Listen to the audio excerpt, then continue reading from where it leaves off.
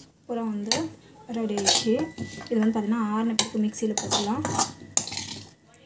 மிக்சியில் போட்டுன்னு அரைச்சிக்கலாம். ஸோ இது வந்து பார்த்திங்கன்னா மிக்சியில் போட்டுட்டு அரைச்சிக்கலாம். ஸோ இப்போ வந்து பார்த்திங்கன்னா மிக்சியில் போட்டுட்டு அரைச்சிக்க போகிறோம். மிக்சியில் வந்து போட்டுக்கலாம். இப்போ வந்து அரைச்சிக்கலாம்.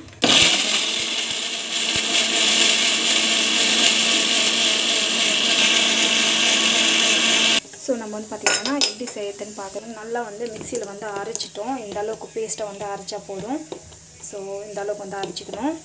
நெக்ஸ்ட் வந்து நம்ம வந்து குக்கரில் தான் செய்ய போகிறோம். ஸோ இப்போ வந்து பார்த்திங்கன்னா இது வந்து பிரியாணி செஞ்ச நம்மளுக்கு வந்து பார்த்திங்கன்னா பக்கோடா செஞ்ச அந்த ஆயிலை வந்து யூஸ் பண்ணிடலாம்.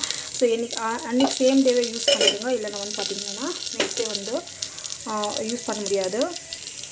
ஸோ கடுகு கொஞ்சமாக வந்து சீரகம் வந்து போட்டுக்கலாம்.